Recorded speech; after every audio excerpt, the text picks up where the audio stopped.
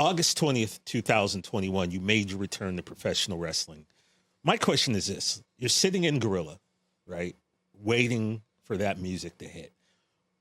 Was there any part of you that maybe questioned, like, because I saw AJ Styles talk about being in the Royal Rumble, and he was nervous because he didn't know if the people would know him. Yeah. Obviously, people are going to know you. But was there any part that you don't seem like a guy who would get nervous, but like what was there any part of you that questioned like the reception you were going to get that first time in so long? And then after your music hit and you heard that ovation, I mean, you made grown men cry. Yeah. And like, what was that feeling like for you? So most people who do live television, I haven't really experienced it like doing TV and movies because you can just do another take. You can I was just about to bring that up. You can just kind of like step out and go, I need a minute, this, that. So there is pressure to that, but there's not pressure like live television, live sports, Crowd. Broadway. So right? Yeah.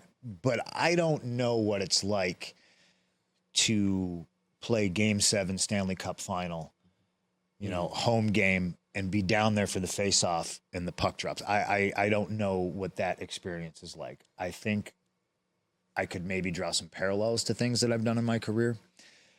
But yeah, coming back, there's a level of imposter syndrome that I think I've always dealt with, right? Because as much as I've always been that guy that shuts out all the negative voices, those voices are still there.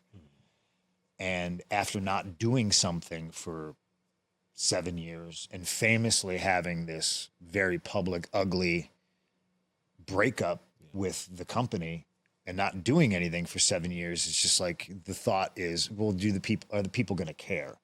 Are they going to remember me? Now, you also have a pretty good idea that, yeah, you know what? They will. I just sold out the house that Michael Jordan built on a rumor.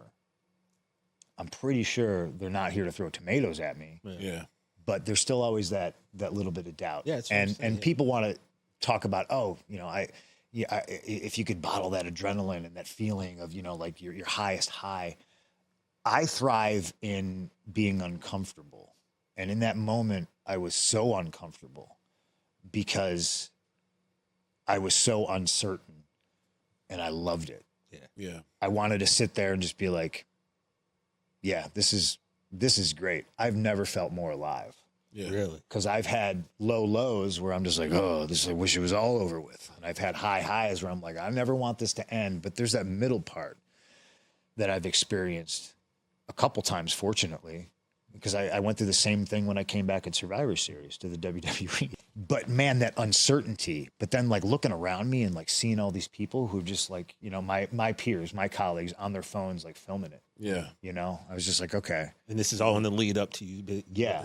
And I think you got a quote, you'd rather choke on greatness rather than starve on mediocrity. 100%. Yeah, I'd rather, I mean, I've famously done this my entire career. I'd rather take a big ass bite and try to swallow it and realize, maybe I bit off a little bit more than I can chew. But if this is the way I'm going out, at least I wasn't sitting here with like more, please. May I have another, sir? I'll take my bite. Yeah.